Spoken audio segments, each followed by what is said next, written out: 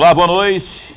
Como vai? Vai bem? Está no ar pela TV Pantanal, canal 22, programa Opinião. Feriado, rapaz. 7 de setembro de 2023. Satisfação estar com você nessa quinta-feira.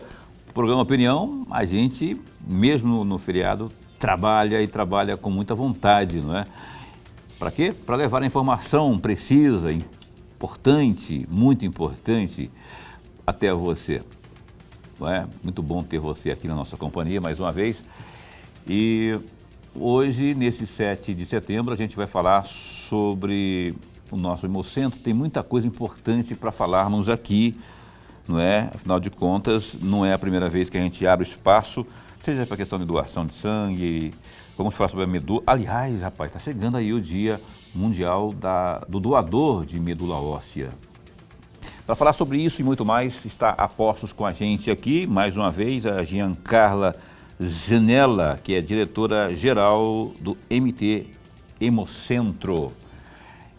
Já fique direitinho aí, fique ajeitadinho aí no sofá, porque tem muita informação importante para você absorver nesta noite de quinta feriado. Professor Lorenberg, feriadão, você apareceu aqui, rapaz. Boa noite. Boa noite, Paulo Coelho, e um grande abraço, mas um grande abraço a todos os nossos telespectadores, a razão maior do nosso programa. Eu sou um soldado, né, Paulo? Você soldado? É o comandante. Eu comando. O comandante é a Dorileu, que não tem dó de nós, não. Dorileu pode gravar o programa, pode não fazer o programa na quinta-feira? Tem jeito não, pode trabalhar, rapaz, te pago muito bem para isso. Mas o Lorenberg não quer trabalhar. Não é verdade, o Lorenberg trabalha até no domingo, se a gente se deixar por ele, ele ter domingo aqui. Então é verdade que nós estamos aqui.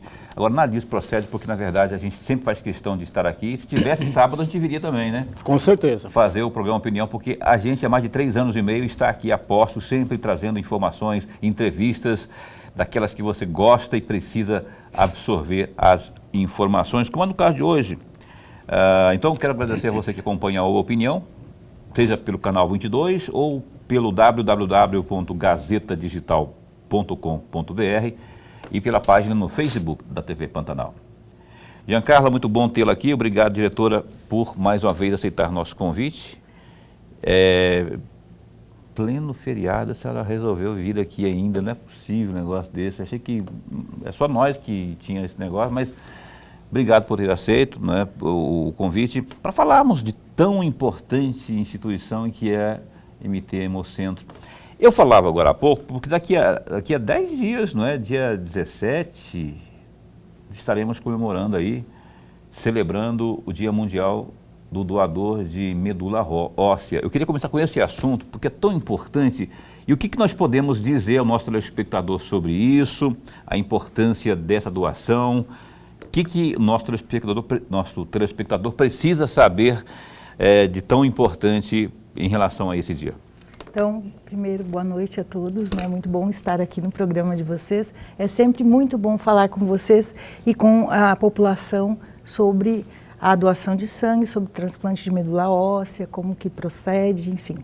Falando do Dia Mundial do Doador de Medula Óssea, é uma data extremamente importante, será comemorado no sábado no MT Hemocentro, dia 16, nós estaremos abertos para receber a população para fazer a doação de sangue e também para homenagear alguns doadores de medula óssea. Nós temos várias pessoas aqui no estado do Mato Grosso que já fizeram essa doação de medula e estão super bem, claro, e temos pacientes também, pacientes nossos, que lá no MT Hemocentro nós temos um ambulatório especializado, né, que trata de pacientes que necessitam de transplante de medula óssea. Por exemplo, aquele paciente que tem aplasia de medula.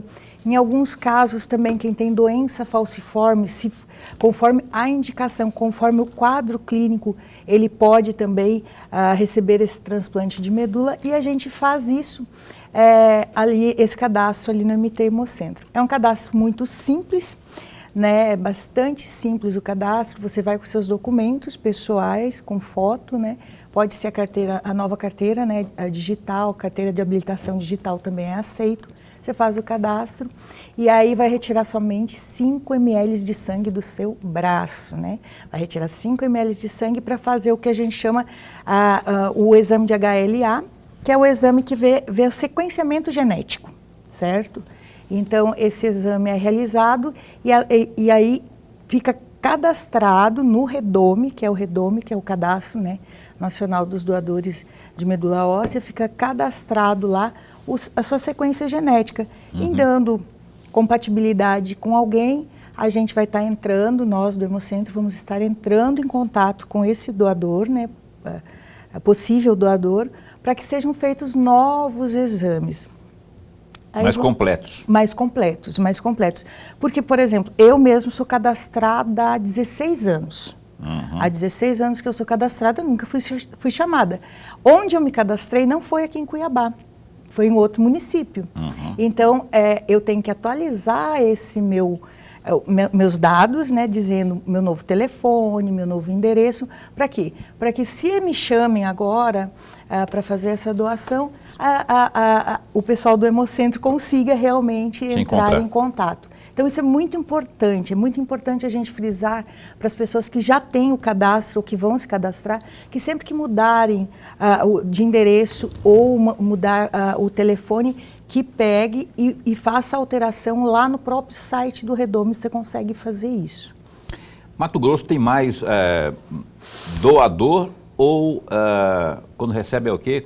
Receptor. Receptor. Doador ou receptor? Tem uma lista, tem um cadastro? Assim, tem como quantificar isso hoje? Nós temos hoje no nosso pacientes no estado inteiro, tem 189 pessoas na fila para transplante de medula óssea. Sim. Nós temos mais 186. E no caso de doadores, nós temos mais de 70 mil pessoas já cadastradas. O que a gente está fazendo? Você sabe que a dificuldade de você ter compatibilidade de medula é muito grande para quem não é aparentado, né? Ou seja, uma pessoa, um indivíduo que muitas vezes um irmão pode doar para o outro, aí isso chama-se aparentados. Então, essas pessoas é mais fácil conseguir, só que muitas vezes não conseguem. Então, a gente procura, nesse cadastro do REDOME, procura pessoas não aparentadas para poderem fazer essa doação de sangue. E aí tem que ser praticamente 100% compatível. Tudo, tem que bater tudo. Tem que bater. Senão dá problema. Tem que bater. Em alguns casos até pode ser menos compatível, mas aí é tudo questões médicas, tudo depende do quadro clínico do paciente. Então são várias coisas que influenciam na escolha ou não dessa medula. Pois é, mas mesmo tendo 186 na fila de espera e mesmo tendo mais de 80 mil pessoas inscritas, não significa dizer que tem 80 mil que é fácil, né? Tem que ser tudo... É muito minucioso, é muito difícil você conseguir essa compatibilidade. Por isso que há uma necessidade de nós... Mas tem como cruzar isso pelo computador, pelo sistema da... Na realidade, são dois tipos de cadastro. Um é o REDOME, que são dos doadores. Do Brasil inteiro, eles estão cadastrados aqui. E o outro é um outro cadastro de pacientes que chama-se REREME. Então, eles pegam e cruzam a informação um com o outro e vê a compatibilidade. Nós tivemos doadores aqui do Mato Grosso que já doaram lá para o Canadá, que já foi para os Estados Unidos, que já foi a medula para o Uruguai, para outros locais do mundo. Porque foi compatível lá. Foi compatível lá. E quanto maior é essa compatibilidade, maior é a probabilidade de você fazer essa doação. Entendi. Lorenberg, enfim. Diretor, antes de mais nada, registrar nossa alegria. Mas é muito bom, mas muito bom mesmo tê-la aqui no nosso bate-papo. Ganhamos todos nós, porque falar de doação de sangue, doação de medula óssea, é algo imprescindível à nossa própria vida. Diretora, a senhora estava falando e eu estava prestando muita atenção. E aí me veio uma questão que saiu um pouquinho fora, mas diante da sabedoria da senhora, do conhecimento da senhora, da sua experiência, me permitem fazer a questão. Por exemplo, tem algumas doenças que no passado já eram radicadas e elas estão voltando com a corda toda. Isso é assustador na minha visão e minha leitura. Eu posso dois exemplos. A tuberculose, por exemplo, está voltando e voltando fortemente. Eu sei de casos de pessoas que passam apertado com a questão da tuberculose hoje. O outro, a sífilis, que também está muito forte. E a outra, a doença de Chagas. Eu estou errado na minha avaliação, diretora, ou não? O que nós erramos ao longo desses séculos? Porque a tuberculose foi erradicada no começo do século XX. Nós erramos em alguma coisa? O descuido da sociedade de uma forma geral? O que foi errado para nós estarmos voltando ao século XIX? Então, com relação à tuberculose, a questão das políticas públicas de saúde, né? Elas têm que ser muito bem organizadas, tem que ser feita a busca ativa, tem que haver as visitas dos agentes de saúde, né? Os agentes comunitários de saúde que vão à casa das pessoas, vão estar indo de encontro a essas pessoas e trazendo o profissional médico ou enfermeiro para fazer uma visita técnica mais apurada, dependendo do quadro clínico desse paciente. Então, há que haver um investimento muito grande na questão das políticas públicas para a atenção básica, que a tuberculose é a atenção básica. Então, o cuidado também com as vacinações, é importante nós tomarmos as vacinas, né, porque elas fazem parte do calendário anual de vacinação e sempre deu certo, né? Sempre deu certo, por isso que foi erradicado através da vacinação. Então, é importante que as pessoas se cuidem de si, se amem um pouquinho mais e se cuidem fazendo essa vacinação. A outra questão com relação à sífilis. Sífilis é uma doença infecto-contagiosa, ela é transmitida através de relação sexual desprotegida e através do quê? Através do sangue também. Então, o que é importante? Haver uma intensificação através do trabalho do uso do preservativo, porque o preservativo ele foi muito difundido em função da AIDS, né? Do HIV/AIDS, né? Então as pessoas começaram a usar muito. Essa nova geração, a nova geração de jovens hoje, eles não veem o que eu vi, por exemplo, que foram pessoas morrendo com AIDS, assim. A gravidade foi a doença, porque hoje tem os medicamentos, então uma pessoa que é portadora do vírus HIV, ela consegue conviver muito bem com a doença. É uma doença crônica hoje em dia, porque há medicamentos eficientes que a pessoa vai fazer uso pelo resto da vida. Mas só que a minha geração viu pessoas morrendo e definhando. Essa nova geração de jovens, eles não veem isso, eles não estão vendo as pessoas adoecerem. Então, eles veem as pessoas saudáveis que nem sabem que a pessoa tem o HIV. Então, deixou de usar o preservativo. O preservativo é o melhor mecanismo que existe para você evitar você adquirir sífilis ou qualquer outra infecção sexualmente transmissível, né? Isso é importantíssimo. Nós temos a hepatite B, a hepatite C, né, o HIV, HTLV, sífilis, todas essas e outras tantas, né, que são transmitidas através da relação sexual desprotegida, que um simples uso de preservativo já faria a diferença. Aí você me perguntou sobre a doença de Chagas, né? Então, a doença de Chagas é uma doença que não é muito conhecida pelas pessoas. E assim, até mesmo a própria comunidade médica aqui no estado não tem tanto conhecimento, porque não tem um grande número de pessoas acometidos com essa doença no estado. Mas uma das triagens, né, um dos exames que a gente faz de triagem lá para doadores de sangue é Chagas. É incurável? Né? É incurável. A Chagas ela é incurável, é transmitida pelo inseto, né, pelo barbeiro, e ela é incurável, só que você tem que cuidar. A pessoa vai ter que fazer tratamento o resto da vida dela, porque realmente é uma doença bastante séria. O cuidado maior seria a questão de saneamento mesmo, de saneamento do local, saneamento básico, que é tão importante, tão falho, né? Não só no estado, mas aqui no Mato Grosso, mas no Brasil inteiro, realmente o saneamento básico ele não funciona da forma adequada que deveria ser. Então, é um problema mesmo, é um problema de saúde pública. E o barbeiro é típico do Cerrado, não é? Das vegetações secas, mais secas, não muito úmidas, não é? O barbeiro ele tem muito no estado de Goiás, estado de Minas Gerais e Bahia. tem muito barbeiro nessa região. Aqui no Mato Grosso também tem, porque nós temos casos, né?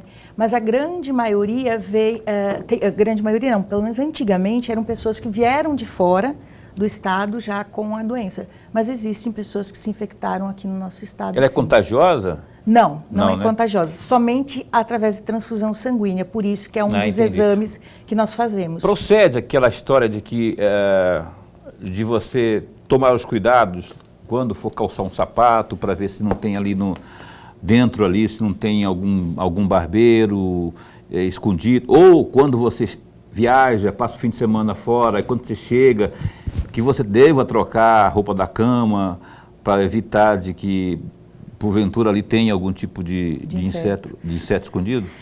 E é importante falar que essa época é época de escorpião, né? Os escorpião começam a sair, então é escorpião, é barbeiro e é a própria aranha, né? Então a Loxelis é uma aranha bastante, é uma aranha que ela é pequena, ela é aranha marrom, chamada aranha marrom, as perninhas dela são bem finas, e essas aranhas elas dão assim, atrás de quadro, então assim tem que tomar muito cuidado, porque ela é uma aranha bastante venenosa e tem bastante aqui no nosso estado do Mato Grosso. Então procede sim você tomar esses cuidados. Ah, que ótimo. Então, fique atento aí, não só com relação a calçado, você que tem aquela sapateira lá e que tem muitos calçados, muitos sapatos aí que não usa há muito tempo, de repente você vai lá querer usar, é bom dar uma checadinha, ver se não tem ali alguma coisa, algum inseto, bate antes de usar, de colocar o pé para evitar ser picado aí pode ser uma coisa grave, né? Então evite qualquer tipo de transtorno nesse sentido aí. Não só o barbeiro, o escorpião, aranha, tem umas aranhonas pretas que lá em casa de vez em quando aparecia na época de chuva. O que é aquilo? Parecia assustador. O que é aquilo? As crianças minhas ficavam empolvorosas quando via. Pai, parecia uma aranha. É só chover. Porque lá perto daquela lagoa encantada, né? Que não era, naquele tempo era mais perigoso ainda, porque agora deu uma limpadinha lá. Mas é bom que você tome cuidado aí para evitar qualquer tipo de problema. Boca, me fala o tempo aí, se eu posso abordar mais um tema. Eu vou chamar o intervalo comercial então, a gente só tem 1 minuto nesse bloco, vamos para o intervalo comercial, mas logo a gente retoma aqui com a Giancarla do MT Hemocentro, falando muito mais com você nesta noite de quinta feriado. Um instante só.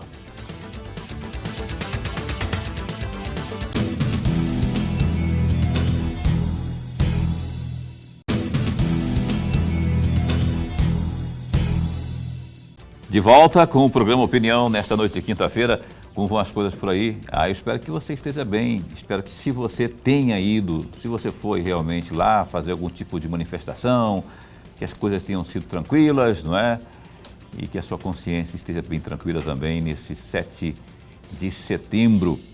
A Giancarla Zanella está aqui, ela é diretora do MT Hemocentro, diretora-geral.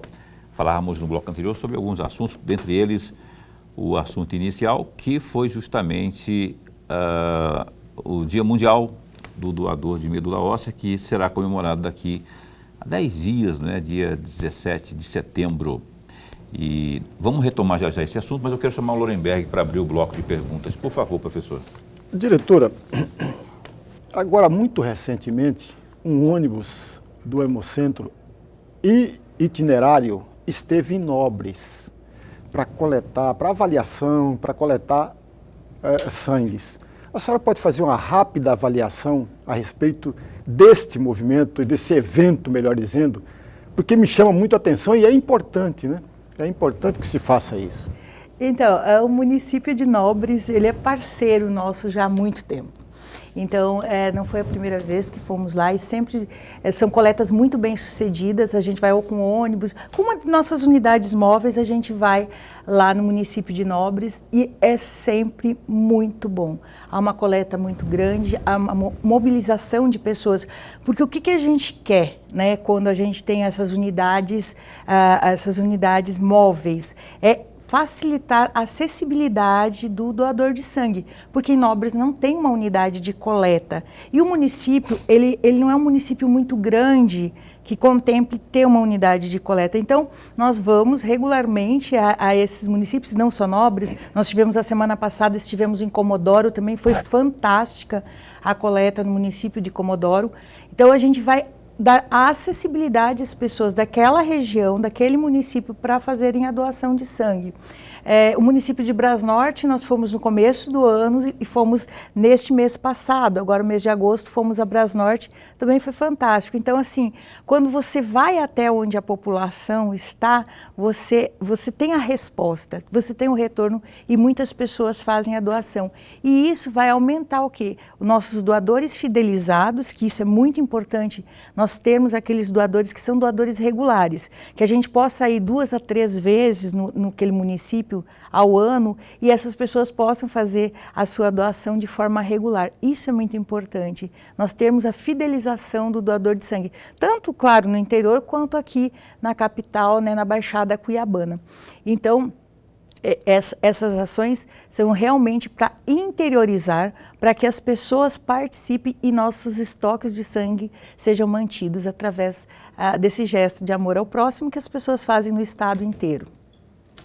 Eu quero retomar o assunto doação de medula óssea, dada a sua importância, não que doação de sangue não seja. A gente vai voltar a falar da doação de sangue já já, inclusive formas que você tem, não é, de buscar, se não tiver o ônibus itinerante aí na sua casa, perto da sua casa, enfim, onde os endereços, enfim, já já a gente aborda mais sobre isso. Como que funciona? A senhora me contou o caso do Canadá, não é? Como que funciona essa lista dos 186 que estão na espera? Porque assim, eu fiquei intrigado esses dias, eu acho que o Brasil inteiro tomou conhecimento do caso da doação de coração, no caso do Faustão, né? Aí levantou-se na internet várias hipóteses, a maior e principal delas é de que ele, por ter dinheiro, teria furado fila. Teria, não vou falar nada, não vou afirmar nada, né? Mas esse assunto veio à tona. Aí isso serve para... Tem um político aqui de Mato Grosso que conseguiu doação de fígado, não é? Se ele furou fila, não furou, sei que ele está aí. Ele está com 80 anos, ele está com 80 anos e com o fígado agora ele está com um ar de 60. Está todo garotão aí. No caso da doação aqui, tem um cuidado nesse sentido? É uma lista que segue critérios? Como é que faz para que não haja... o poder da grana não interfira aí e não fure fila? Na realidade, com relação à doação tanto de órgãos quanto de medula óssea, não há possibilidade de você pular alguém. Por quê? Porque tem que haver a compatibilidade. Então, o que... Não vou citar o caso do Faustão, mas o que qualquer pessoa, que dessas 186 pessoas que eu falei, que estão na fila para transplante, existe uma fila, claro, só que, às vezes, quem está lá, o número 81, ele conseguiu uma compatibilidade. Quem está lá no primeiro lugar da fila, que está há mais tempo, no caso, não conseguiu essa compatibilidade. Então, esse número 81, esse paciente 81, é ele que vai para o transplante. Então, é uma questão de compatibilidade. Não é uma fila que tem uma... Não tem como, porque é compatibilidade. E isso é muito raro, é muito difícil. Então, pode acontecer, sim, tanto para órgãos, porque é a mesma questão da medula, né? Da medula óssea, tem que haver essa compatibilidade. Por isso que, às vezes, algumas pessoas ficam menos tempo, né, aguardando esse transplante. Agora, a questão do transplante no Brasil é muito séria mesmo. Existe todo um protocolo que ele é seguido à risca. É assim, você pode ter certeza que é um programa do Ministério da Saúde que funciona muito bem e é muito rigoroso. É mesmo? Olha só, porque, então, pelo que você está me falando assim, eu consegui entender melhor, não é? Então, se o cara é o número 185, não importa se o lá número 1 lá já é o próximo da fila, mas se aquele doador que apareceu ali, não é, for compatível com 185 e não com o número 1, nem com os outros 184 antes, vai aquele que tiver. Então, exatamente. É assim que funciona, né? É assim que funciona, para órgãos e para medula. Viu? É bom eu saber disso, e você também, imagino, que para não fazer juízo de valor, né? Outro dia eu vi o Faustão chorando. Não estou falando que foi o caso dele, estou citando só que você pode cometer uma injustiça ao fazer juízo de valor, não é? Porque ele tem dinheiro? Tem dinheiro. E aí? Não é? Mas E ainda mais a Giancarla dizendo aqui que é sério esse tipo de serviço público prestado pelo Ministério da Saúde, a gente fica mais, então, convicto de que o negócio é coincidir, bater todo tipo de compatibilidade para que sirva. Senão não adianta você ser o primeiro e o cara que teve morte cerebral ali, doador, e os órgãos dele não foram incompatíveis com você que é o primeiro, e sim só com o 183 e por aí vai. Então, a explicação é bem pertinente para que você também forme sua opinião a respeito, né, antes de julgar, porque às vezes a gente fica indignado realmente, poxa, né? Então, fica a dica aí, professor.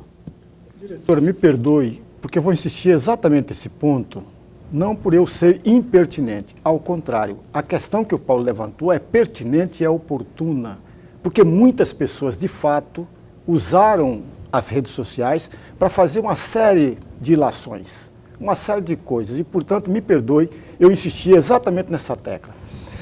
Diretora, imaginemos que alguém não seja doador, portanto, não há nenhum cadastro dele no setor de cadastro. Alguém que faleceu e ele vai doar um órgão. Como é feito esta avaliação, uma vez que aquela pessoa que perdeu a vida não estava nem sequer no radar da central de doação de órgãos? Como é feito? E imaginemos também a possibilidade de ter duas pessoas compatíveis com aquele mesmo órgão. E aí, como funciona? Então, eu conheço um pouco, eu não trabalho na central de transplantes, mas a gente trabalha muito próximo, assim. A nossa central estadual de transplantes, ela tem uma equipe fantástica de captadores e realmente não existe um cadastro de pessoas para a doação de órgãos, né? As pessoas, elas têm a morte cerebral, né? E aí, o que acontece? O setor de captação da central de transplantes vai fazer a conversação com os familiares para ver se eles autorizam. Em alguns casos autorizam as córneas, em outros a doação dos órgãos totais. Então, enfim, tudo depende da família. A família é quem vai decidir, porque às vezes a pessoa que está em morte cerebral, ela disse aos familiares, eu gostaria que quando eu morresse doasse todos os meus órgãos, e às vezes a família faz isso. Então fica muito, a abordagem é muito humanizada, é com muito zelo, com muito carinho por essa família que está perdendo o ente querido, né? Uhum. Então, aí você me fez a seguinte pergunta, se tiver duas pessoas que deu compatibilidade com duas pessoas, pode se doar todos os órgãos, dá até com mais pessoas, né? Mas vai ser avaliado o quadro clínico de cada paciente. Não é o primeiro na espera? Não, é o quadro clínico de cada paciente. Vai ser verificado, realmente, deu duas compatibilidades, mas, assim, às vezes a compatibilidade, a probabilidade de dar tudo certo é maior com uma ou outra, que não é o primeiro, aí pode ser transplantado para esse. Então, tudo é questão médica. Entendi. Então, assim, nada com relação a transplante, quer dizer, na realidade, na saúde, né? A gente não fica no achismo, ele tem que ser evidenciado realmente aquilo que é o melhor para aquele paciente.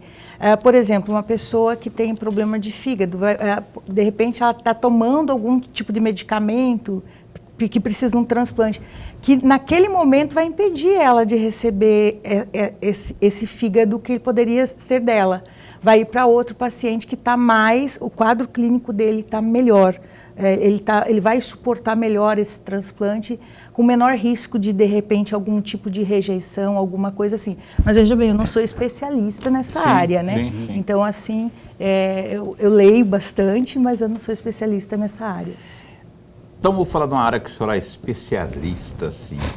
Se algum prefeito de algum outro município do estado, que não Nobres, né, se quiser imitar, como diria lá no meu tempo de criança, remedar, se quiser remedar, antigamente era remedar, né? Era remedar. Não me remeda, não me copie, Se quiser copiar a ação lá de Nobres para levar o Hemocentro, ser parceiro da MT Hemocentro, como deve fazer?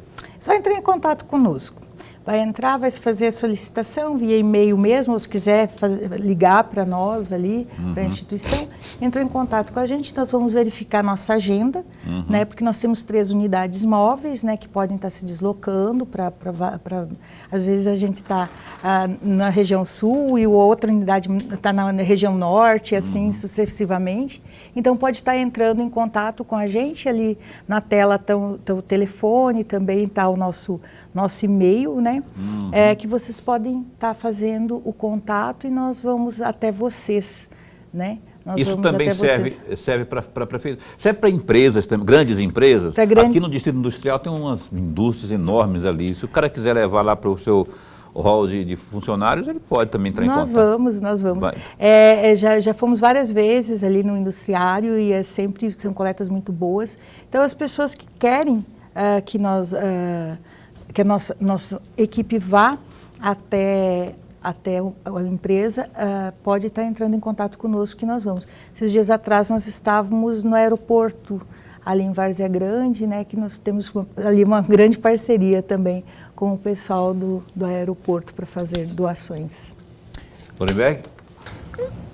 Diretora, um doador de sangue foi lá, doou seu sangue.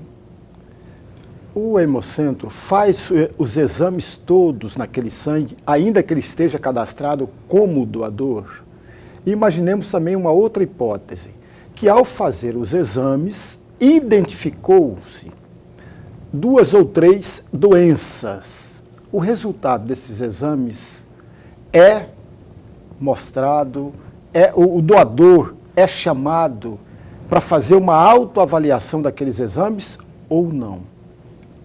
Então, toda vez que qualquer doador, isso está na nossa RDC 34, na portaria da consolidação número 5, que rege todos os bancos de sangue, né? Que ela rege que toda vez que o doador for fazer sua doação de sangue, vão ser feitos os exames, independente de você ser nosso doador regular. Todas as vezes são feitos os exames. Vamos supor que dê algum marcador sorológico positivo. O que nós vamos fazer? Nós vamos chamar, sim, esse doador de sangue, vai passar pelo médico, o médico vai explicar para ele, vamos fazer uma segunda coleta para realmente verificar se aquele marcador continua positivo, porque às vezes pode ser um falso positivo, né? E aí, dando positivo, ele vai ser encaminhado para os serviços de referência. Né, pode ser o Hospital Júlio Miller, no caso de doença de Chagas, por exemplo, a referência no estado é o Hospital Júlio Miller. Ele vai ser encaminhado para tratamento no Hospital Júlio Miller. Então é importante que as pessoas saibam que toda vez realmente nós fazemos os exames, porque nós temos que primar pelo cuidado para com aquela pessoa que vai receber a transfusão sanguínea, que está lá no leito hospitalar, necessitando dessa transfusão. Bom, hoje é 7 de setembro, há um mês atrás, mais ou menos, pouco mais de um mês, o banco de sangue da MT Hemocentro estava em um estado crítico, não é? Especialmente, tem algumas tipagens em especial, mas de forma geral estava realmente precisando bastante. Hoje, já em setembro, melhorou ou ainda continua tendo essa escassez? Na realidade, quando a gente fala que está em estado crítico, o que significa isso? Eu tenho que ter 100 bolsas de um tipo sanguíneo. Vamos supor O positivo. Eu tenho que ter 100 bolsas. No momento que eu fico com 99, eu já estou entrando em alerta. E aí, eu fico com 80, eu já estou em estado crítico. Significa que não tem? Não. Eu tenho um quantitativo que dá para segurar sem doação por 3 dias. Então é isso que é o crítico. Mas nesse mês propriamente dito, houve muitas transfusões, porque houveram muitas cirurgias eletivas aqui no estado. Então a cirurgia e a doação de sangue, elas andam juntas. quando você vai fazer uma cirurgia de um porte maior, né, um grande porte, você tem que ter a retaguarda de um banco de sangue, porque você não sabe se vai haver necessidade de transfusão ou não, se a pessoa vai sangrar muito ou não naquela cirurgia. Mesmo fazendo todos os exames pré-operatórios, independente disso, pode ocorrer problemas e há necessidade de ter essa retaguarda. E em muitas cirurgias há necessidade sim de transfusão. E obviamente nós temos os nossos pacientes que são pacientes regulares, que recebem transfusão sanguínea regularmente, semanalmente, quinzenalmente, que necessitam disso, que são pacientes que estão fazendo tratamentos oncológicos, nossos pacientes mesmo hematológicos que temos lá no MT Hemocentro. Muito bem, olha só, mais um intervalo comercial nesta noite de quinta-feira, aqui com Giancarla, que é a diretora-geral do MT Hemocentro. Giancarla Zanella continua conosco, a gente volta no instante só.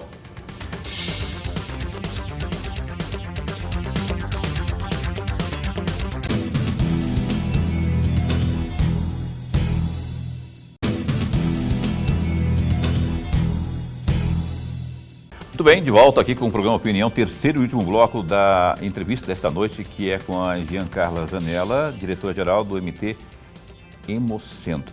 Lorenberg, qual que é o seu tipo sanguíneo, a sua tipagem sanguínea, você sabe? É uma grande pergunta, infelizmente não sei. Olha, o Lorenberg está falando alguma coisa, está respondendo a uma pergunta minha, que poucas pessoas sabem a resposta. Você que está assistindo, sabe qual é a sua tipagem sanguínea? Não sabe? Pois, eu também não sei a minha. E é uma pergunta assim, os meus filhos, outro dia tive que, para fazer matrícula no colégio, fazer rematrícula, tive que saber da tipagem sanguínea. E o pessoal não abria mão, o povo do SESI, chato com isso.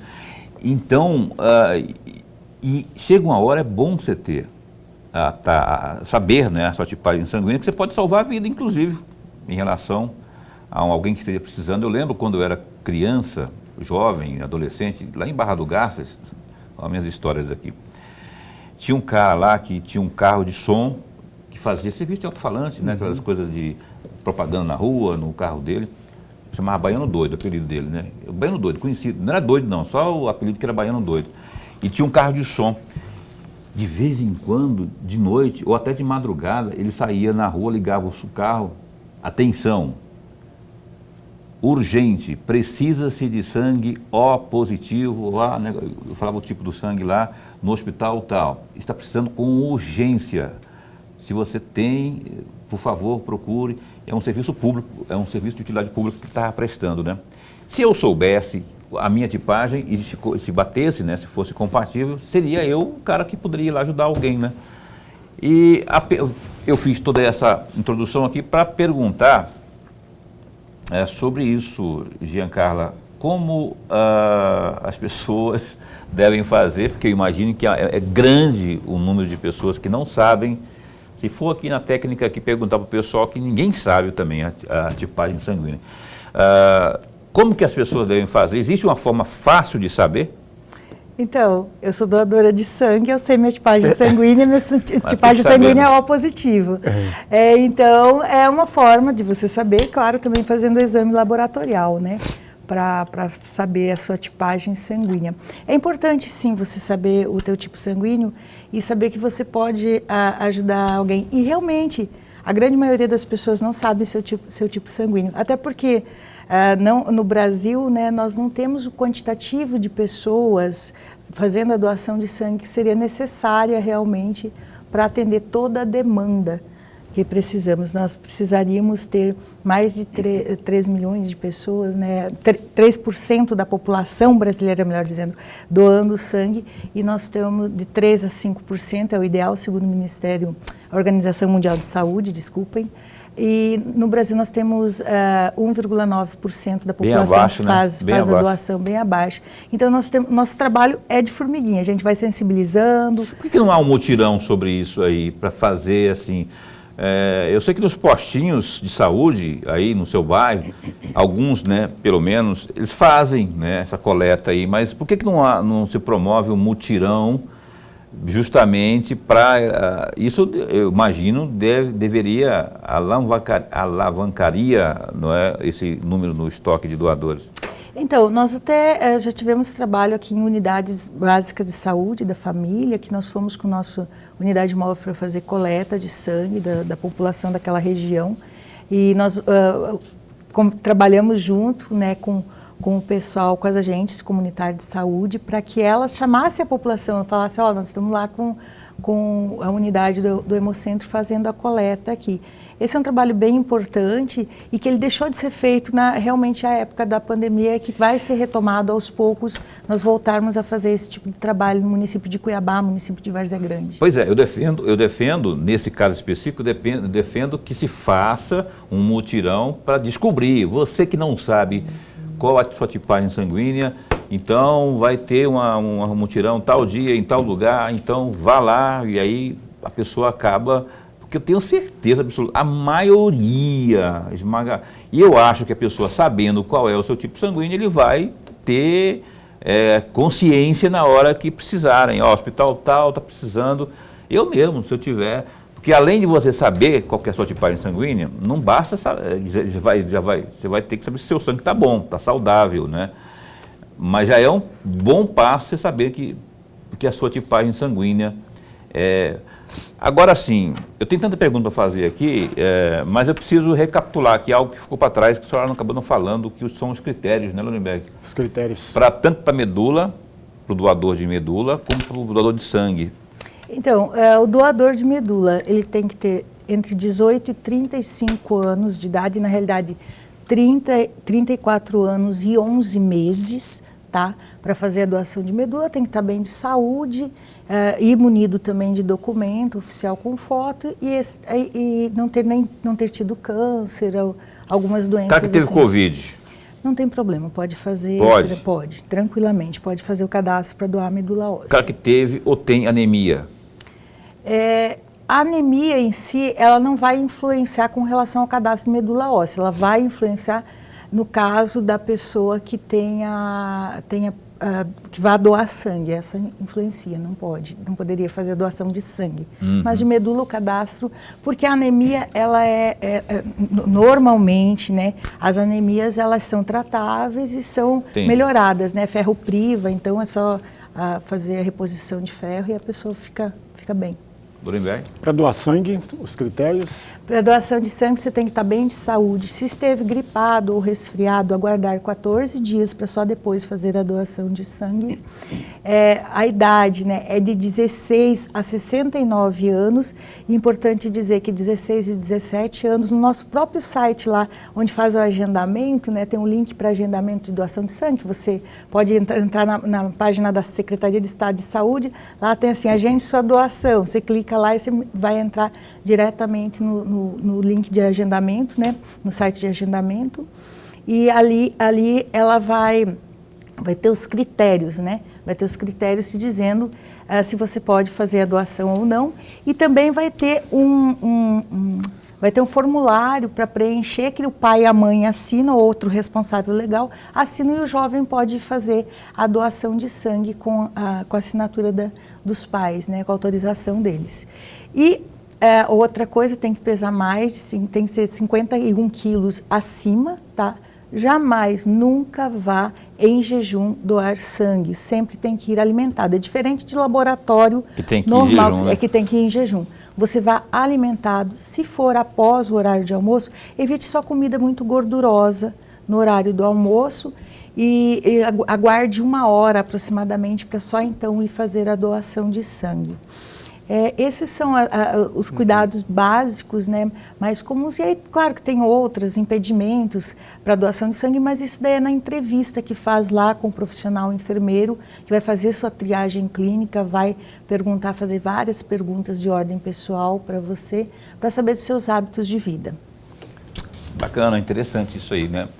Então, 51 quilos, acima de 16 anos... Significa dizer que até 69, né? Mas a pessoa idosa dos 70 e tantos já não doa mais, não pode doar? Existem pessoas que até podem fazer a doação desde que ter com a autorização do profissional médico que o acompanha, né? Mas assim, a legislação ela fala que até 69 anos e 24 horas antes de fazer 70. Até o horário direitinho, opa, não dá mais. Tem uma hora que você fez 71 anos, 70 não vai não poder dá. mais. Vai ficar de fora aí, não vai. Poupe o seu sangue. Lorenberg. Eu vou sair um pouquinho fora, mas mexendo com a questão do sangue, porque eu tenho aqui uma palavrinha que sempre me chamou a atenção e eu gostaria que a senhora, uma reflexão da senhora. O hemonúcleo, como que se dá esse procedimento? É diferente da doação de sangue ou não é? Não, o hemonúcleo, o que é o hemonúcleo? Nós temos o MT Hemocentro, que é o Hemocentro coordenador aqui do Mato Grosso. Eu gostaria de frisar muito que o Hemocentro, o único banco de sangue 100% SUS que atende a rede de Sistema Único de Saúde, ela fica na rua 13 de junho, próximo ao Hospital Geral. Esse é o único banco de sangue 100% SUS, tá? Então é bom porque às vezes as pessoas confundem com outras unidades, que fazem o mesmo serviço que nós, mas só que são privados, da rede privada. Nós ficamos ali na 13 de junho, 1055, Centro-Sul, próximo ao Hospital Geral.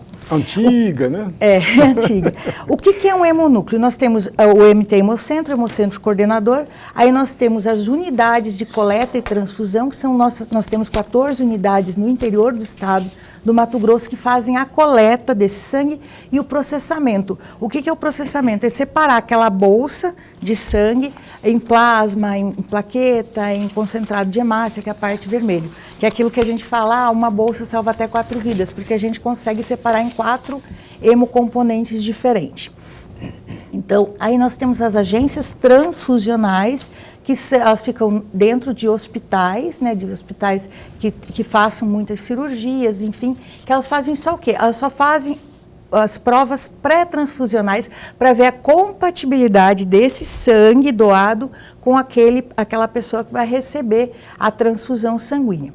E nós temos os hemonúcleos também. O que são os hemonúcleos? Os hemonúcleos são locais onde existem médico hematologista que vai dar uma assistência ao paciente que tem alguma doença hematológica naquela região. Ele vai fazer a coleta, ele vai preparar essas bolsas de sangue para a transfusão e, além de tudo, vai ter a questão do médico especialista em hematologia para dar essa assistência ao paciente daquela região. Por isso que chama-se hemonúcleo. É um núcleo que fica numa determinada região para prestar esse serviço para que o paciente não tenha que se deslocar até o município de Cuiabá, né, até o MT Hemocentro para fazer procedimentos mais simples. É claro que alguns vai ter que fazer sim aqui, que são exames, os exames ofertados para os nossos pacientes são de excelência, então eles têm todo um acompanhamento e um cuidado muito grande dos nossos profissionais aqui do MT Hemocentro. Giancarla,